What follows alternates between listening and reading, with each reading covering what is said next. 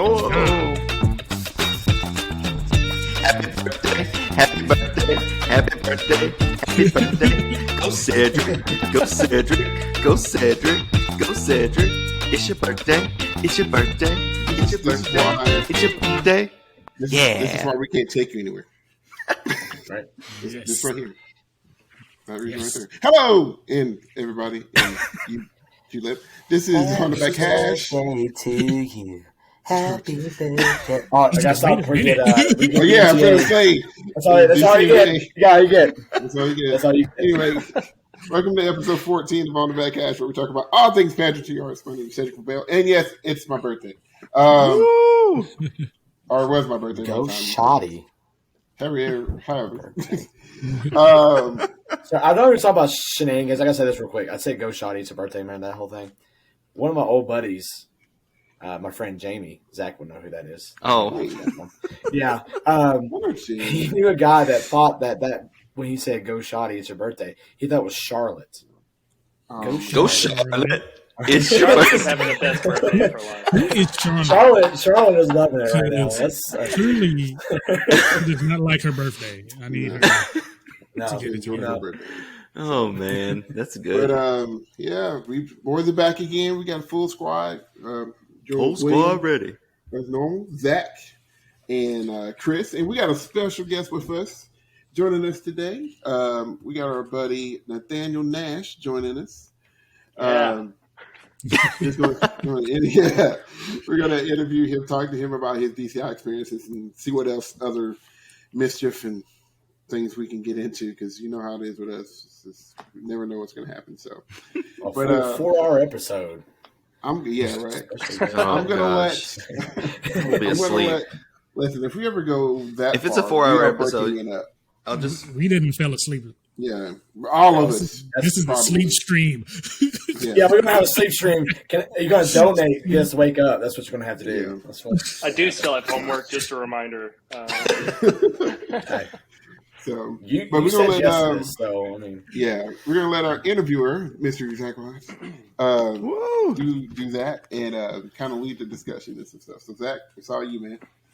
All right. So, Nathaniel, why don't you tell us a little bit about yourself? All right. So for those of you that don't know me, I'm Nathaniel Nash. I'm currently a master's student at Western Kentucky University, getting my master's in conducting and teacher leader. And before this, for 6 years, I was the band director at Franklin Simpson High School. Yeah. Nice. Cool. Go so, and Nathaniel and Chris both worked for that program, and they were assistant and head directors for the last, 5-6 years now? Yep. And then I marched in Big Red Marching Band with Nathaniel for a couple years. And we had the pleasure of filling some flute section holes at the bowl game that one time. Yes, sir. Back way behind the back hash in the flute section. Filling holes got harder and harder for marching band, especially whenever you're getting close to 30. But it was still a great time. Yeah. Free vacay. Listen, that bowl game was amazing. Can I just say Miami? Yes, it was. Oh my I got to go for free. So, yeah, it was great. Christmas. It was Christmas time and 84 degrees. And we played beach volleyball until our legs fell off. Which didn't take long. But I'm going to say, beach volleyball ain't no joke. It's a good time. It's a good time. All right. So our first question is, when and where did you march drum corps? So my first and only experience with drum corps was 2011, and it was with the Cavaliers. Right. 11 years ago, which is crazy. I think I still got to be. I was like, Will was what? Back when it was real drum corps and there weren't any electronics out there. You marched to Tiffany, right? You marched to Tiffany. Right. Whole Tiffany. Whole dollar on my chest. He's making breast press 1,000 pounds. It was insane. The whole 4 drum. Real man. That's why he's so jacked. Yeah, that's what it is. If you're not following him on his Instagram workout page, you should, right? Especially the ladies. Willie G works out. You're going to see some peaches. That's what you're about to see. Hey.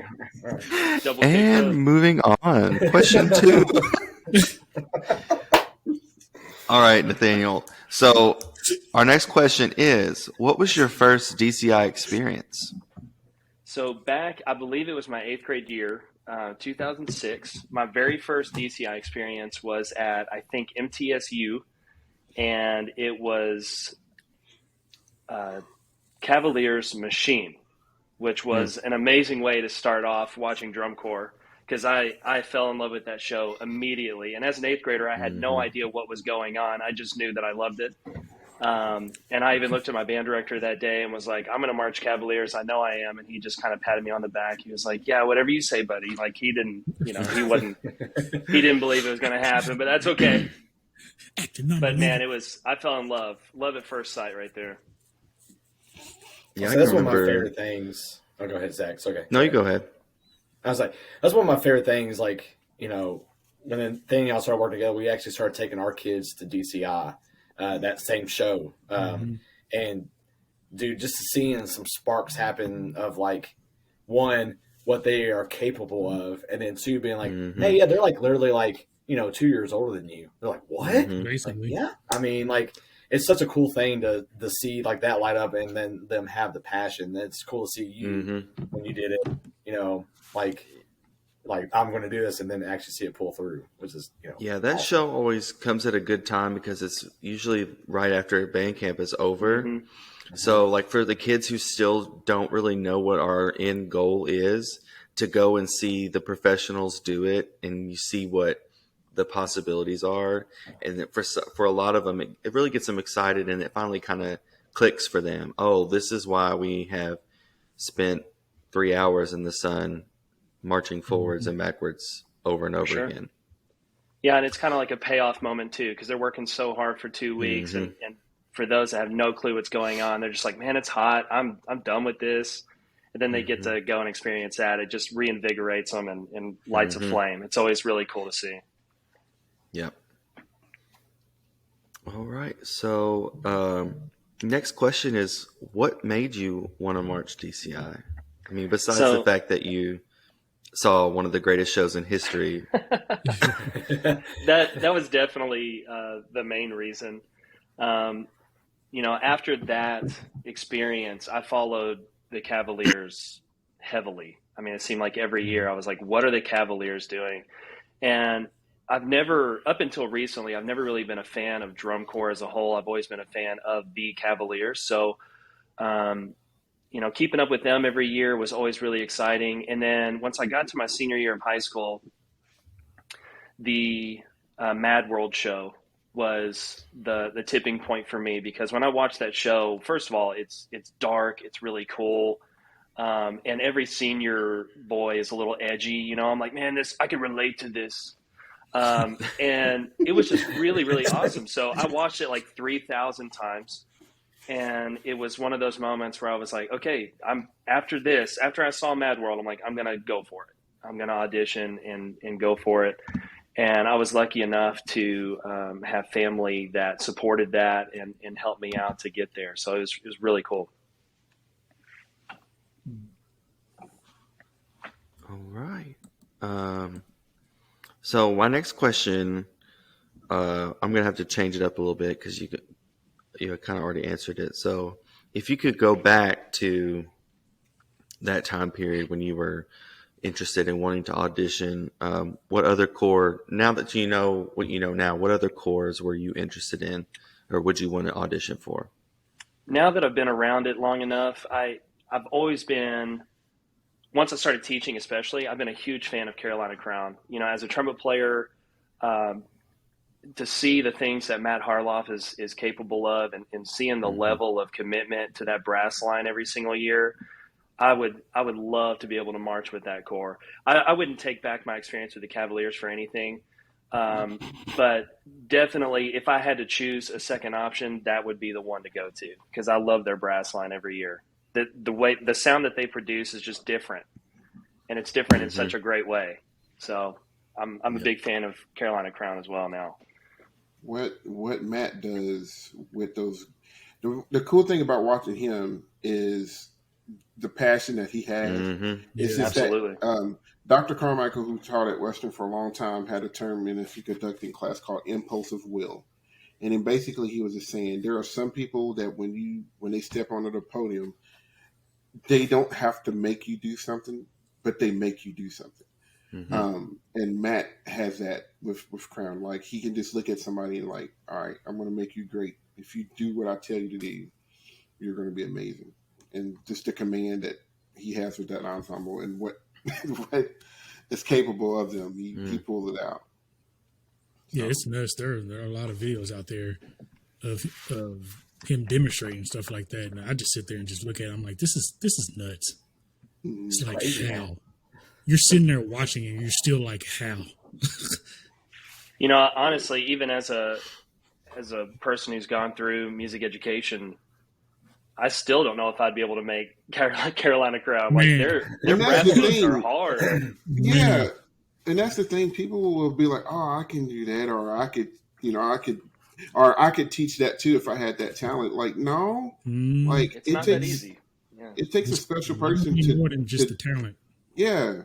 Like, they gotta, whoever's teaching has to have that follow me to Sparta thing that works, and he's got it, man. Yeah, because you get a lot of instructors talking about if I had those type of kids, or like you just said, if I had that kind of talent, that don't mean anything. I done seen a lot of people who you do have that. So what's your excuse now? Is it still the kid's fault, or is it your fault? Preach. Amen. All right, and that is episode 14. Thank you all for listening. All right. Okay. I got a question real quick, Zach. All right, go ahead, Chris. I want to say this one thing. We're talking about auditioning, and I don't think we've mentioned it yet, but you were 17 when you auditioned, right? So, like, what was the experience like to walking into a camp as a 17-year-old at a corps like the Cavaliers that, during that time period, it was like a top 3 corps at that time? Terrifying. It was really cool. And, I talked to my dad before going up there. And like I said earlier, I was lucky enough to have parents that supported me 100%. And they drove me up to Chicago, which, allowed me to be able to do it. So when I got up there, and I walk in, and obviously I'm a huge fan. I've been a fan since 8th grade, and I'm seeing all these people with Cavalier jackets on and all these people that I've seen on the finals DVDs even. And I'm like, hey, that's the guy that was at the beginning of Mad World's DVD. That's cool. So to be in the same room as them, knowing that I'm getting ready to go up against them to even make the corps was very terrifying in its own way, but also really cool. It's one of those things where my dad later shared with me that he didn't expect me to make it. He didn't. So he was like, oh, I'll drive him up to Chicago and he'll have a great time with, his heroes, so to speak, and then come on home. And at the time, I didn't really care if I made it or not. It was just really cool to be there and be surrounded by people who really wanted to be a part of something. And just that environment alone is extremely special to see that level of commitment just from a weekend getaway audition camp. It's pretty interesting. But it was definitely surreal as a 17-year-old. So was there like more pressure because you mentioned like that was like the corps you wanted to march. So like was there an added pressure because of that, like of like trying to make it there, or does it matter what it was? That was the same pressure no matter what? Well, I didn't really have a backup plan. Like, it was either I made the Cavaliers or I didn't march. Which I don't know if that's a good attitude to have or not. It's just the attitude that I did have. And I don't know if there was any added pressure necessarily. It was just one of those things where I went into it as prepared as I possibly could have been. And whatever happened, happened. And if I made it, great. And if I didn't, I got better from that experience. And I walked away a better player and marcher. And then I was going to try again the following year. I was just going to keep trying until I made it. So luckily, I made it the first time. And I was very, very blessed in that regard. But I don't think I put a whole lot of pressure on myself. Surprisingly, I would have now. going into it now, I'll overthink auditions now, but back then as a 17-year-old, I was like, yeah, let's do it. Cool. This will be fun. And kind of alluding to, what you're talking about, just going up there and almost for the experience. I know people are like, some people ask that just don't know how it works. Why do you have to pay money to audition? And you got to look at it as like you're getting a 2-day or weekend-long clinic with some of the best teachers in the country, no matter where the core is. Yeah. And so you're paying for that 2-day education where, like you said, had you not made it, you still would have came back a better player and a better marcher to bring back to your ensemble at home and do it again next year. So, like, for those, if we have any students listening, because I know I have my students listen sometimes to these things. I don't know if some of you guys do too, but, like, if you ever want to just feel what it's like to try to be in a drum corps, just go audition, go to a camp. You never know what's going to happen. The guy last week, on the last episode, talking about he made a tape and he ended up getting in somewhere. And you talk about you weren't one of the top players, but you were one of the better marchers, which probably got you in. There's a lot of reasons why they'll take you. Mm-hmm. So don't ever count yourself out. This might be an unpopular opinion, but a lot of people always say, well, I really want to march with so-and-so, but I think I'm going to try out with this other corps instead to get experience. And I don't think that's a bad idea. For some people's developmental growth, I think that's great. But there's something to be said about going for a corps that you're going to love spending 3 months working as hard as you possibly can for. And that's why it was Cavaliers or nothing for me, because I knew that it was going to be a lot of hard work, and I didn't want to march with somebody that I wasn't passionate about. So I think that's the key too. Just like what you said about the passion part. Even if you do have like a plan B or C or whatever, those other groups still have to be in the passion realm. Yeah. You know what I mean? Because if you're just going to go with anybody willy-nilly, you're opening yourself to have a bad time on purpose. So like try to still have some love for your plans B, C, D, or whatever if you don't make that first corps that you really want to be in. So yeah. Or you have to really love drum corps. You know what I mean? Like your passion has to be drum corps. You know what I mean? If you're just marching, yeah. But yeah, you gotta have those passion. Yeah, what you have to have or not, you're gonna have to like really love marching. So that's good. Anyone who's marched drum corps can tell you, like, it'll be the hardest thing physically that you'll probably ever do in your life, and it's absolutely worth it.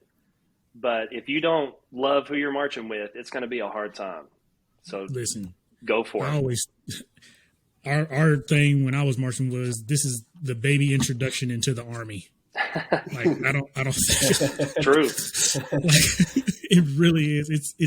It is not high school or college, I don't believe. And I'm like, this hit completely different than I ever thought it was going to hit. Because you're coming out of your high school, you're thinking you're this, that, and the other, then you get in there and you're like, oh my.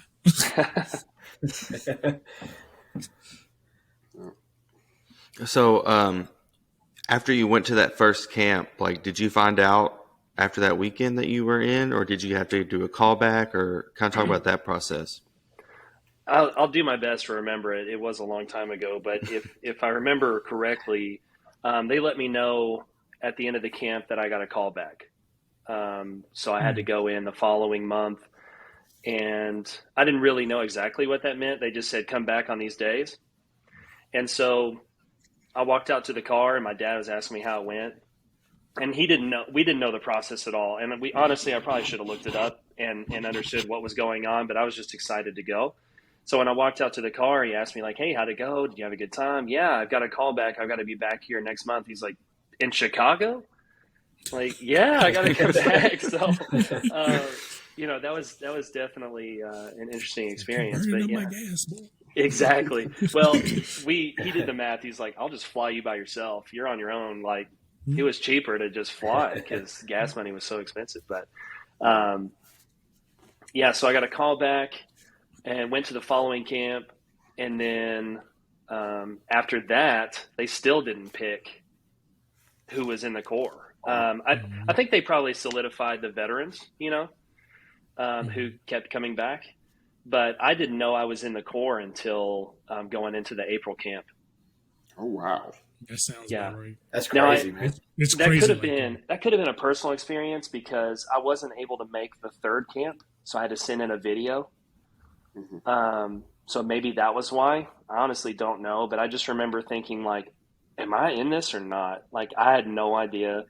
I went to the April camp and all of a sudden we started sit and drill and I'm like, I guess I'm in it now. So I had a drill spot and I guess I was there for the long haul. Now it was probably just me being 17 and not paying attention when they were explaining things. But I didn't even know until we were in the drill, like, oh, I guess I'm marching Cavaliers now. This is cool. This dude sitting in the Alamo Dome, like, am I still in the Corps? Right, I'm still in this. Listen, What is he It's doing? August, getting ready to go to championship finals. I guess Yeah, I'm here. sitting I there don't know. am I in this or not, guys? What are we doing? So if we win, do I get a medal? Because like I What are we don't doing? understand. I ain't had no Nobody contract. told me. Yeah, I've been sweating. I'm so tired of peanut butter and jelly. I done lost all this weight. Oh my god. I got a tan now. Yeah, I think when you're that young, sometimes you just don't understand the process probably for some of don't. these courses because you got to understand a lot of these courses, man, they're doing international auditions. Yep. You got people from everywhere, so the process is crazy long for Yeah, I drum mean, corps. It is way worse in drum corps than indoor. that's what blew my mind is I was marching alongside people from anywhere that you can think of. And of course that's amazing. What an awesome experience for someone as young as that to be able to be introduced to so many variety of people. But yeah, I mean, like you talked about the process, I had no idea what was going on half the time. I mean, I just kind of went home and I was like, I think I'm going to the next camp. We'll see. I don't know. Your eyes are this big. You're just like, yeah, wow. Right. That's all it is the whole time. And honestly, I was probably hanging on for dear life playing and marching. Like I was just trying to hang with the other 90 trumpet players at the first audition. Like I wasn't thinking about it, you know? Speaking of that, like, so I just noticed this, and now I could be, I'm just totally out of the loop. I mean, I thought a judge was Jay Missing for a second, but anyway, was the audition, was Rosemont the only place that they auditioned, or were there other places that had auditioning going on? They had different auditions. So if I remember correctly, they did one in Texas, either the same weekend or the weekend before, something like that, and then the Rosemont audition. But I was closer to Chicago than Texas, so that's just the one I ended up going to. Yeah. And that was something else that I had no idea what was going on. Like I auditioned against, I think, like 80 or 90 trumpets that first weekend. I'm like, this is crazy. They have 90 people auditioning. They're like, oh, this is only one of the camps. Yeah. I'm like, oh. That's what I'm talking about. Yeah, it's a whole nother level. Yeah. Yeah. All right. So I'll look at my little list here. Kind of change gears a little bit. What is your favorite DCI show? Ooh. I think he already said it. Well, I am a big fan of Machine. Don't get me wrong. Like that's one of those, like if I want to introduce someone to drum corps, it's either going to be that or probably Mad World for me.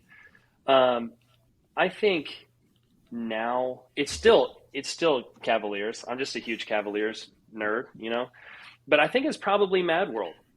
And it was just that moment in my life, I think, that inspired me to go for it. And it still inspires me. Every time I watch that show, I'm like, man, I still love this show. It's like watching it for the first time every time I watch it. And it's just still stuck with me. Of course, I can't tell you how many times I've heard, like, when did you march Cavaliers? 2011. Oh, is that Mad World? I'm like, no, it's Extraordinary. And they're like, oh, okay.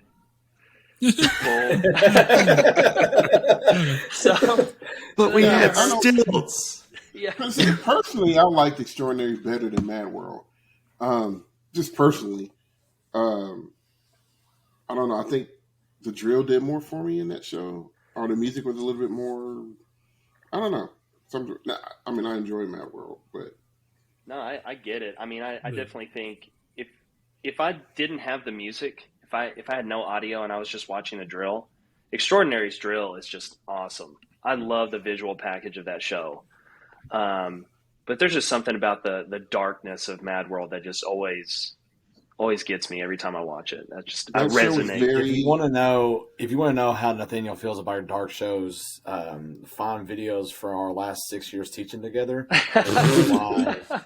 That's what's going on, because we are exactly the same kind of cloth when it comes to that stuff. So I just love intense shows. It just gets my blood Yeah. boiling, you know. And you design the way that you like, and I mean it shows in our show design that at my school is they play what I like to write, and I want to work on. And Listen, if I'm going to work on it starting at the second week of July, I better enjoy it, you know. What you said? Yeah, for sure. All right. So thinking about when you were on tour that year, do you have any like favorite memories from tour that just kind of stick out to you? Oh man. If I can even remember them to begin with. I think my very first show, which I'm sure a lot of people who march drum corps probably feel this way. And I don't even remember where it was. It was like a giant concrete stadium. It was filled with like 5,000 or 6,000 people, you know, which seems huge, but for drum corps, that's just an average, you know, Saturday night, I feel like. But I get out there, and the beginning of the Extraordinary show, we're making X's with our partner, and we're facing backfield. And I'm out there, and of course, everyone's just going nuts. And, you know, the Cavaliers, and I'm like, oh, I'm out here right now. Like, I remember that being like, I'm a part of this. This is crazy. And people just erupt. And then the show starts, and I just like go to not autopilot, but, you know, I just start doing my thing that we've been practicing for months. And I just remember it just kind of clicked like, oh, this is way bigger than myself. And it finally clicked that I was actually doing it. And that was such a cool moment for me. And then in terms of, this is kind of weird, but in terms of just one of my favorite tour memories, we were watching Hercules on a bus ride. We had like a Disney night, and they were like, what movie do you want to go? And like we were voting, and I'm like, I want to watch Hercules. And then we all just sat and watched Hercules on the bus and had a great time. And I don't know why I remember that so vividly, but it was awesome. Like it was just one of those, like we finally got to relax. We had like an 18-hour bus ride. Something ridiculous like that, and I just watched Hercules and then just hung out with my friends, and it was just really cool. It's just funny how those little things stick with you, because I had a ton of great experiences, but you know, it's hard to remember them. It's been 11 years, but for some reason Hercules stuck with me. So it's funny because I tell the kids like the things that you remember the most is not the performances that you did, but the things that you did together. Like you know, I remember riding, you know, doing eclipse with Will and driving to Florida. For a regional, because we get near the charter bus. So, you know, just doing that type of stuff and sleeping on the gym floor. It's the little things. Yeah. Sometimes it's not even the show. It's the stuff you do. Yeah. Like at practice. Right. Oh, God. or behind the scenes. Me and Will were so bad at practice, I think they separated us on purpose. I really do. Because we were only by each other in one part of the show. They moved me around the whole damn front ensemble. I played 3 different instruments. You really did. I never moved. Just because I'm going to college for this don't mean I want to do all of this. But and the only part, they put us by each other, and I'm playing the Cluckers of Death. So we're playing Pat Metheny's Menuano, and there's a part that's just straight eighth notes, and it's octaves, and we're rolling in at like 180. I'm just clicking back the way. The rest of the ensemble's back there. Not playing nothing. Not playing a damn thing. And I'm like, why am I getting worked out here? I'm the rookie. Said it was back there sweating. I'm the rookie back here. They talking about get into it. I can't. What? You see these arms? The forearms is all of that from. You see that? That's a pregnant catfish. That's what that is. I'm telling you. Right, I'm telling you. And then I get done with that, and then I have to run around, and everybody's like, "Yeah." I'm like, "No, fuck y'all."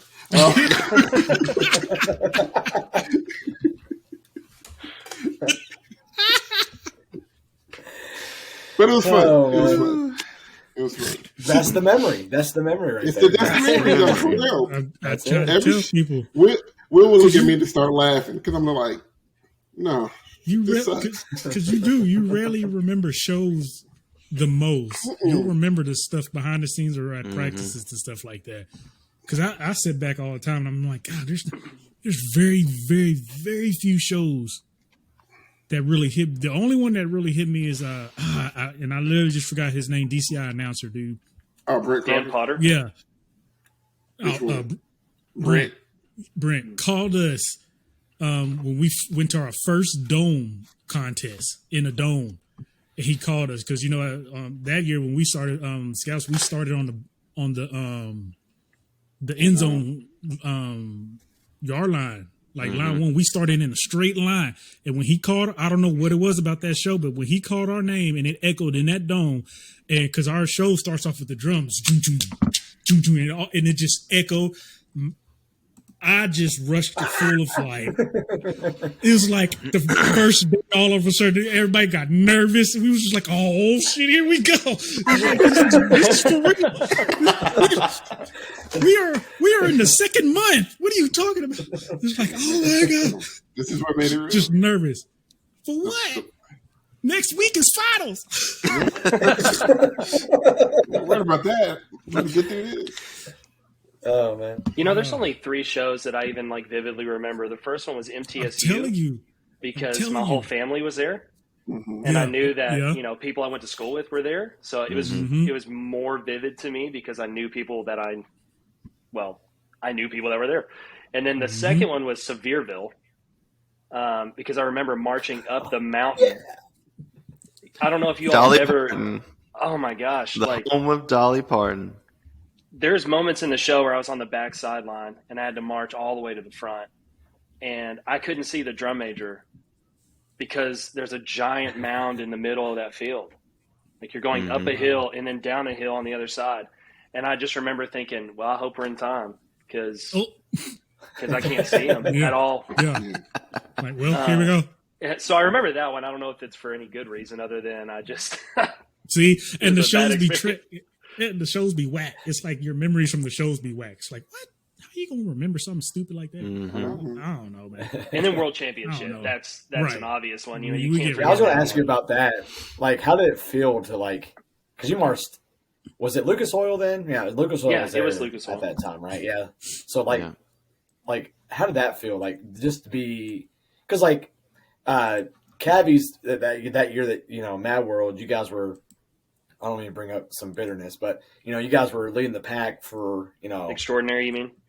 Yes, right. That's an hour. Extraordinary. See, here we go for a long again. time. Dang, dude. There we go. Here we go. Sorry, man.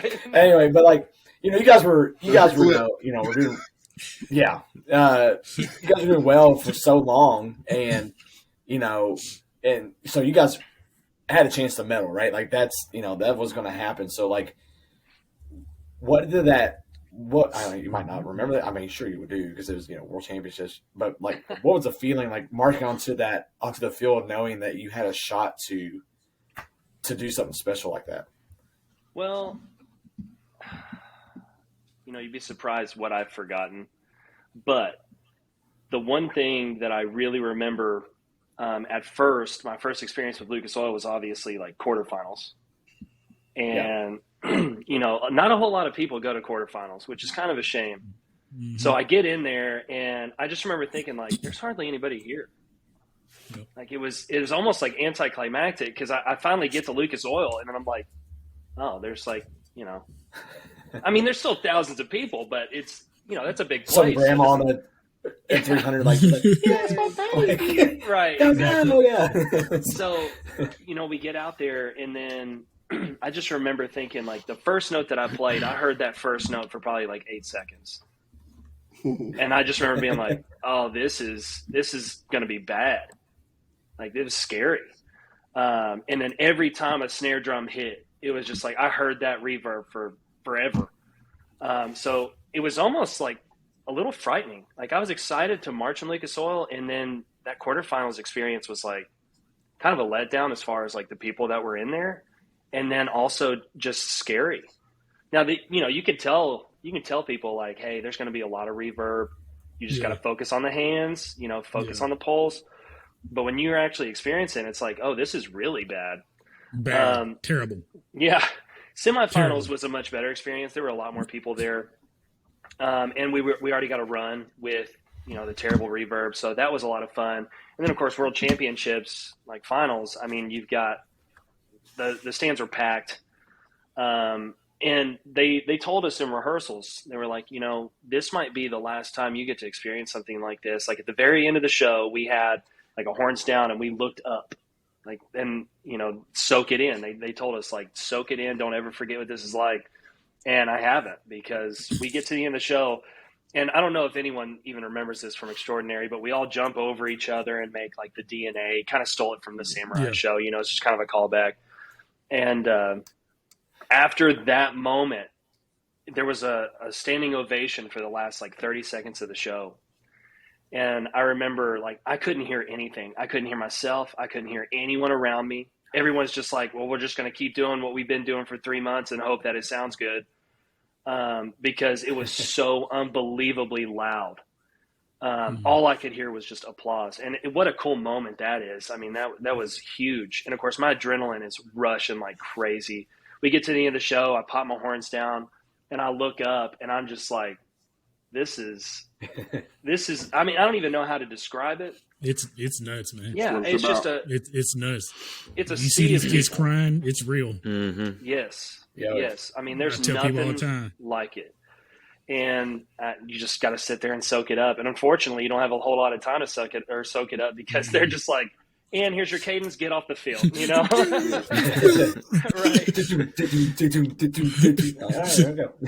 But man, that was such an incredible moment, and it's something I'll never forget. When I try to talk to people into doing drum corps, we talk about the hard work and the dedication it takes and all of that, but talk about a payoff. That moment right there's nothing like it. And for anyone who's ever even thinking about doing drum corps, it is worth it. When you get to that moment right there, it will be worth it. Yep. And then you pop like 8 ibuprofen because your whole body hurts. Dude, at that point, this dude. No, go ahead. At this point, of course, I'm 17, so it's easier to stay fit. But like, I was extremely fit. Like, I got to World Championships. I'm like, oh, it's just another day. I get done. Basically. Yeah, I get done, and I'm like, all right, cool. I didn't even think anything of it. Yeah, I remember when I met you at band camp for BRMB that, a couple weeks later after finals? Yeah. Like, you were so skinny. And it's like, and tan.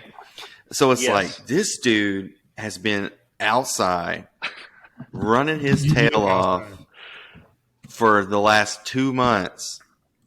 And then he gets to come here and we're going to play Fallout Boy. Like, I mean, woo! Yeah. I gotta say, to go from the highest high to the Big Red Marching Band. Yeah, and I had a lot of great experiences with the Big Red Marching Band, but as a 17-year-old that just got done with drum corps, I hated every second of it at first. I'm like, this sucks. I got told so many times, like, quit caring so much. And that and that sounds terrible. Right. Never from the directors or anything, but like the people I was marching with, they were just like, dude, it doesn't matter. You don't just. We literally spent maybe 30 minutes of music rehearsal actually repping music, and then we would like lay in the floor and take a nap or watch Blue Mountain State. Listen. Yeah. I hope there's no directors from Western. Like, what are y'all doing in there? What was that? Well, here's the thing. But did we sound good though? We didn't even hide it because we posted about it on our Facebook page that we were doing nothing. Like, but I'll never forget my one year in BRMB. There used to be this fountain between the Fine Arts Center and the library. You just spray it, had like a clock dial. Well, the lower brass section, it was hot that day, and so we decided, you know what, we're fine, we're fine. So we just ran through the fountain for 40 minutes of sectional time, and then we came back all soaking wet, and it was whatever. Yeah, I apologize to Dr. Bright a lot after my first couple of years. I'm like, dude, I am so sorry. Like I would just not have a very good attitude, especially my first year, but it got better. Shout out to J Money. Exactly. Yeah. Yeah, he put up with Talking me. right. It takes a He put up with a soul. lot worse. That's That what he man- says. I have a hard time believing it, but I hope Dr. Bright watches this because I want to say something real quick, Dr. Bright. I don't know why you weren't the starting quarterback for the University of Arkansas because you have a cannon for an arm. Oh my That's all I'm God. gonna say. Listen, launch this it. man. I mean, we would be at a conference tournament just having downtime, and he'd be like, "All right, go for 70 yards. 70 yards, and like it's like spiral in your chest, You like can hear bruise, it like whiz through the eight air as it goes over your Right. head. Dang, Drew Brees out here, his height and everything. You're like, Goodness. oh, whack! You're like, golly. Shout out to Jake, man. That's, Man. Well, my last question I had was there a fulfilling moment for you during your tour? But we've already answered that, getting to be in Lucas Oil and performing in front of the biggest crowd you'll probably ever be in front of, and getting to soak all that in is really nice. But I have one that I just kind of thought of, I was just kind of looking back at all the other shows that year that you marched and, thinking about that you were in a group that finished amongst, Angels and Demons and the Beat My Heart Skipped and Rockstar and all those, when those are all pretty iconic shows in DCI and of course, extraordinary as well. So what is it like now thinking back on how many like iconic and big name shows there were that season to know that you were right in the thick of that? I hear Angels and Demons a lot because they always ask me like, "Oh, what placement did you get?" Why's And I'm that? like, "Well, Why? always, because they won." Yeah. Always have to preface it with like, "Oh, yeah, we were third, but we were first all season until the very end," and it's just like it doesn't justify anything, but I just feel better about it. Mm-hmm. But Angels and Demons is such a cool show. And I remember there was only a few moments where we actually got to watch any other corps while we were on tour.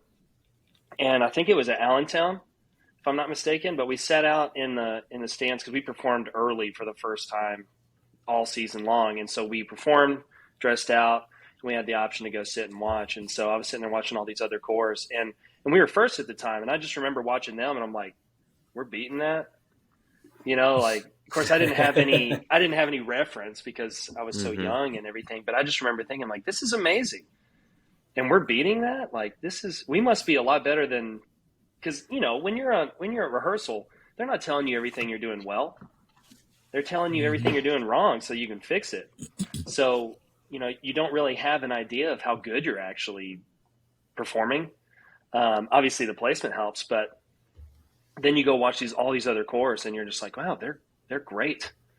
And the fact that we're, like you said, like right in the thick of it was really, really neat. I still have my opinions about Blue Devils beating us, but that's okay, Whatever. Blue Devils doing Blue Devils things. Exactly. It's fine. We don't need to make this another hour and a half. Right. Okay? I'll say, Talking about BD. every time Blue Devils comes up, we're just like, all right, here we go. It just get Here we better. go. Yeah. Yeah. You know what? It's 11 years ago. I'm past this. Same conversation is still happening now, Like guys so it were doesn't saying matter. So what I was going to ask is, how do you think your drum corps experience prepared you for the teaching world? Ooh. Like you mentioned earlier, when you go to these things and you're rehearsing with all these like really top-notch educators, and you'll hear people say this all the time, some of the best things you'll ever learn to do is sitting in an ensemble and watching someone else teach, because you can steal ideas and techniques and pedagogy from them to use with your own ensembles. And what a great reference tool that all these amazing educators who worked with us, and I can sit there and just steal all these different ideas. Like, there's still articulation things that I talk about to this day that were like ingrained in my brain from marching corps, and it works every single time. And, of course, Cavaliers is heavily visual. So that definitely helped me be prepared to teach fundamentals and be prepared to explain things on a deeper level, because I got told what to do every single day at a really deep level. So just surrounding yourself with people that know what the heck they're doing, I think is really, really nice. And that definitely shaped who I am as a teacher, because I had a lot of really great educators working with us that year. I would agree with that. Surrounding yourself with people. I know when I give credit to Will all the time. You know, when he came to East, that's when we took it to the next level, because he was doing things and telling them things that I didn't tell him, or I couldn't tell him, or felt like we weren't ready. And he's like, "No, you need to do this and do this." And then, you know, a couple of years later, you know, Chris and Zach joined staff, and you know, I trusted them because I was like, they all have skills that I don't have, so let them do their thing, and trust them to do their thing, and let me figure out how they're doing it. That way, if I lose them, I can at least try to keep that stuff moving on. So, you know, you can learn from your staff. You know, you might be the person in charge, but like, you know, it's the people sometimes under you that run the show. And then just being under experience, you know, some people don't have the best high school band experience, or band directors or whatever. But like, if you're lucky enough to be under a championship pedigree band director, and this is what you want to do for a living, you know, or just do in general, like, listen to what they're saying, listen to how they're talking about things, listen to the detail that they give when they explain this stuff. Like, you know, you can learn a lot. You can learn, not only can you learn what to say, you can also learn what not to say, or what not to do, just as much as you can you can learn just as much from a bad director as you can a good one. So. Yeah, and building off of that too, you know, I'm really lucky in the sense that I got to teach for 6 years and learn what I'm good at and learn what I'm bad at before going to grad school. So now that I'm going back to get my master's after having 6 years of experience, it's been so nice to sit in an ensemble again and listen to these professors teach. And I'm just soaking it up. I'm just stealing all their good stuff, you know? And it's pretty awesome to know what I'm bad at, because I can just sit there and focus on that and just try to steal things constantly. It's been a really, really nice experience. Yeah, you talked about like how when you brought Will in, it really elevated the ensemble. The same with when we brought Ethan in to the program I work with, you know, Ethan from our last episode, you know, with his experience from high school and drum corps, you know, that really took our visual package to a new level because of how he knew how to present those things and the technique and everything. And then now that he's not there as much anymore, really not at all, because of his work schedule, and, you know, we've graduated college and don't have as much free time, I spent that time really soaking in and learning from him. And now I'm taking all the things that he was, you know, saying, and I'm putting that with the group still. And, you know, he's always a phone call or text away, hey, how did you teach this? Or what is it they used to say? I remember like part of how he would explain it, but not the second half or whatever. So, you know, that is one of those things, you know, when you get a good staff member that you're working with and they really know what they're talking about, you really need to be listening and hanging on to that, because if they ever go, if it's working well, you got to be able to replicate that.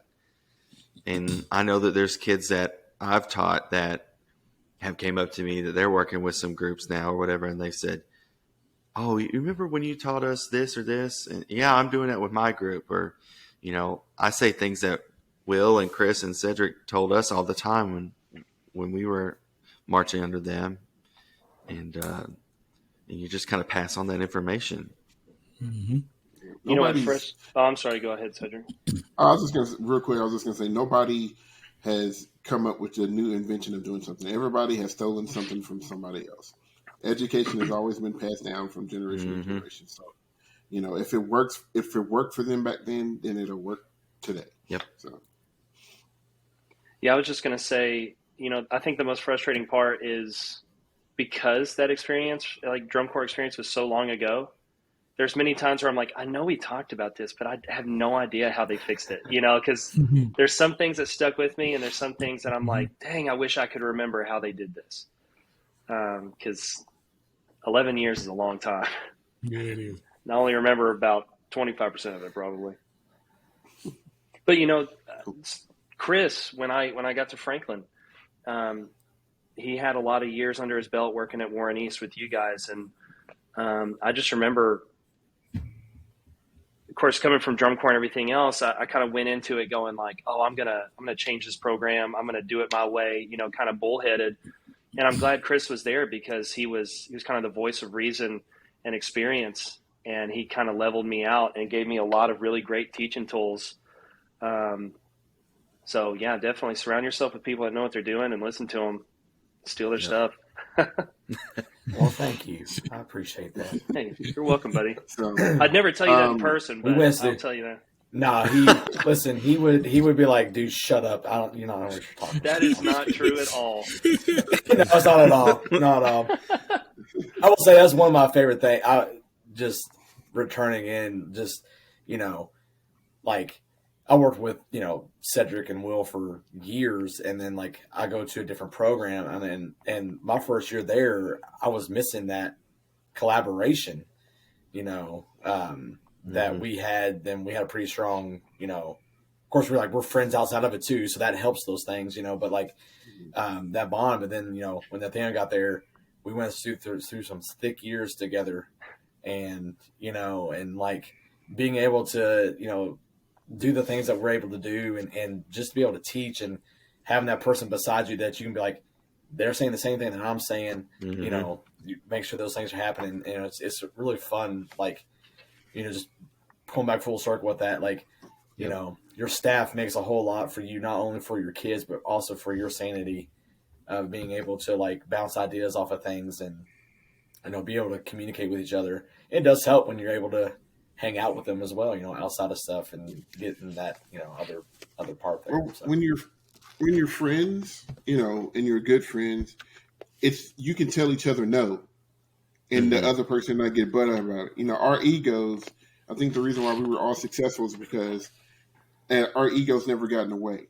Like, you know, there was stuff that I would tell Will, this is not going to work. We need to change it, and he'd be like, all right, and same vice versa. He'd be like, hey, we need to do this.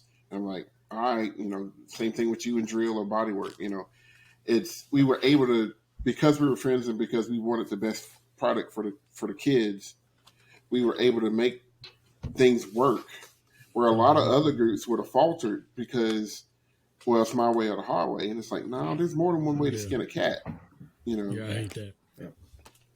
Because I've been under people. I mean, you know how many times Nathaniel tell me no when we're doing something? I'm like, hey, I got this idea. He's like, no. I'm like, no. Yeah, you know what? That was dumb anyway. I'm just going to go ahead and and vice versa. It happened all the time.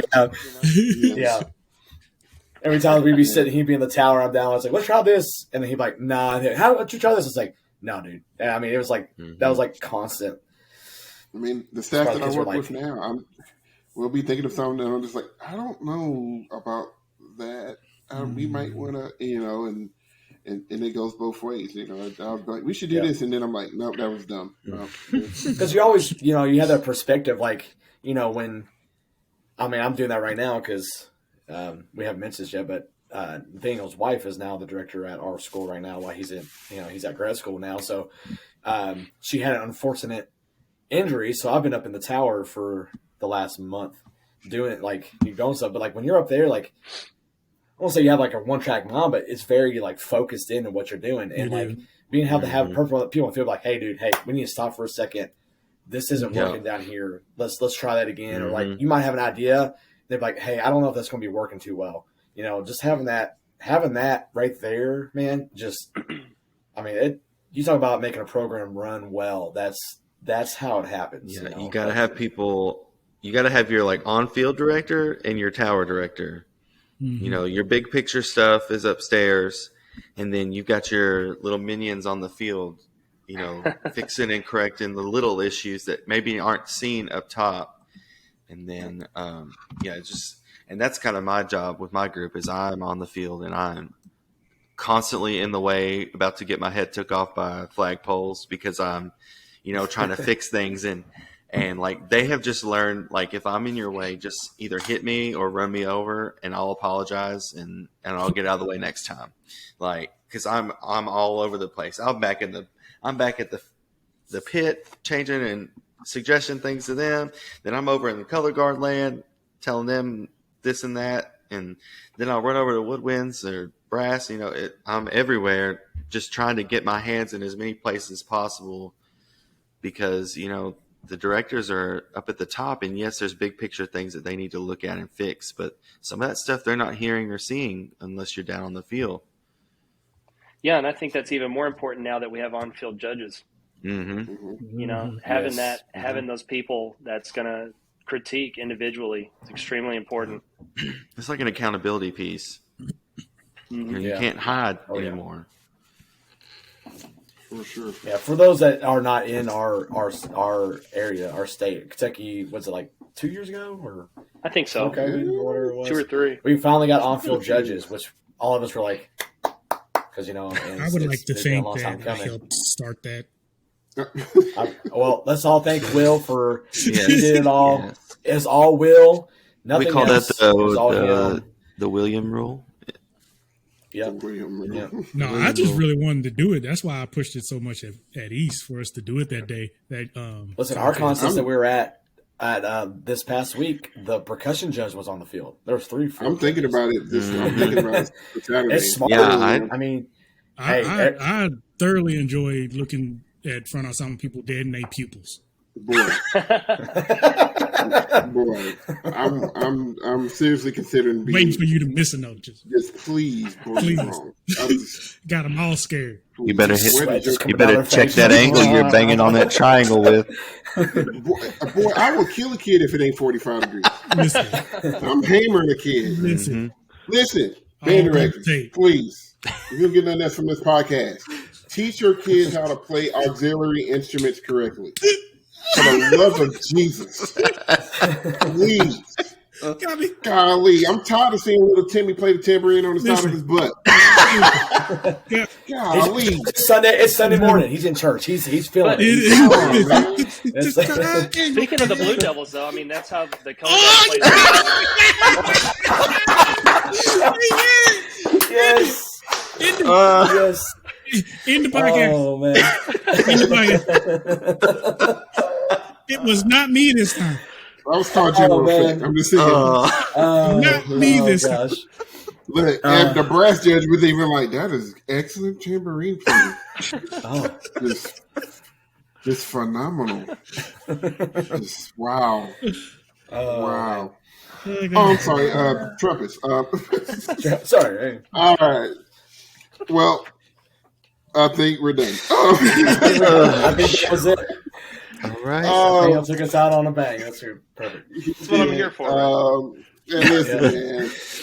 Listen, we gotta have you back and talk about some other stuff for sure. I would love to. This has been fun. Yeah, man, it's always a pleasure. So, as before we get off, make sure if you like what you heard and you have any comments, like, comment, share, subscribe. Hit that notification button. We are on all forms of social media: YouTube, Facebook, Twitter, Instagram. We're on Anchor.fm and Spotify FM or Spotify, just Spotify. But we are on all of that stuff. So plenty of places for you to catch us. Comment down below what you like, what you want to hear us talk about next. We're doing a lot of different hodgepodge type of things. So just trying to get through the season. We had our first BOA contest this past weekend. Mm-hmm. We did. Shout out to Mary Hogg making finals. Yeah, man. Yeah. Parksville, and then Grayson County made finals in Ohio. Anderson County. Anderson County, huge. Campbell County. Campbell County, yeah. So lots of good Kentucky groups representing in the BOA area. So hopefully we can get some recaps and talk about some stuff with that. But yeah, any parting words, fellas? Well, I just want to say thanks for having me. This has been a lot of fun. Yeah, dude. Anytime. Yeah, pleasure, man. Love having you on here. Yes, sir. For real. So, if there's nothing else for Will, Nathaniel, Zach, and Chris. My name is Cedric. This has been episode 14 of On the Back Hash. Until the next time, love each other, have some fun, play some notes, toot toot toot. Happy birthday. Ow. Ow. Ow. Happy Happy birthday. Oh my God.